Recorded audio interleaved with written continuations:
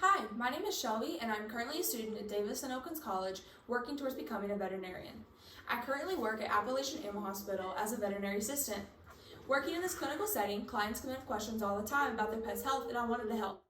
As I'm sure you know, ticks are very common in West Virginia and can transmit many different diseases for both you and your pet.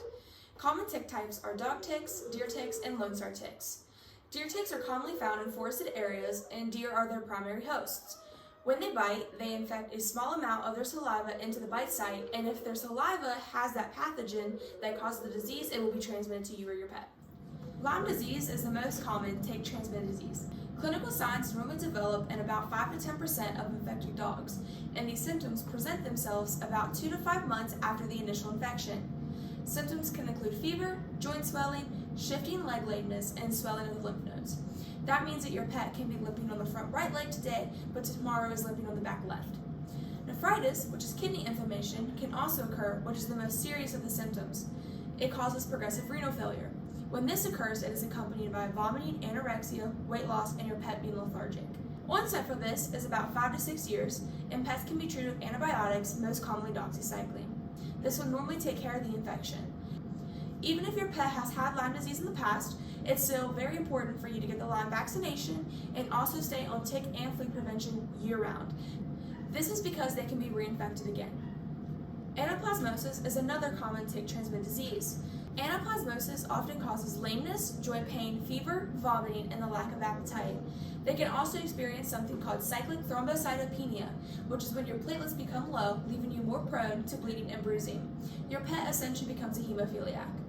Kidneys, spleens, and lymph nodes can also be enlarged and swollen. Symptoms usually occur within 1 to 2 weeks after the infection, and doxycycline is also used to treat this. Ehrlichiosis can cause fever, swollen lymph nodes, respiratory distress, weight loss, bleeding disorders, anemia, lameness, tremors, conjunctivitis, uveitis, which is inflammation of the eye, and swollen limbs. Clinical signs develop within 18 to 28 days of being infected. Lyme vaccination and tick prevention is vital in preventing tick-transmitted diseases. Ticks have to feed or remain attached for 18 to 48 hours before the pathogen can transmit. It can then take 1 to 4 months after a tick bite for an animal to be showing symptoms of the disease.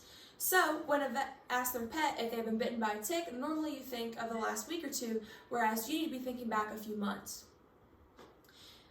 If you're on prevention, when the tick bites, it will be killed before transmitting these harmful diseases.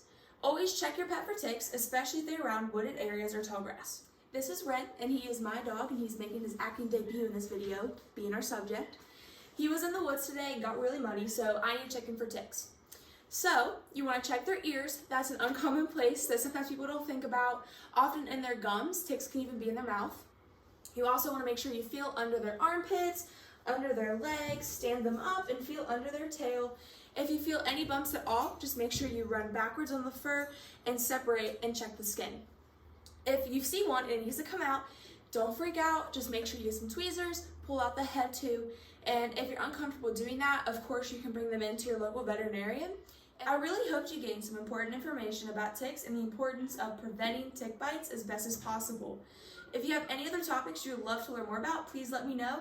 And don't forget, if you need information, go see your local veterinarian.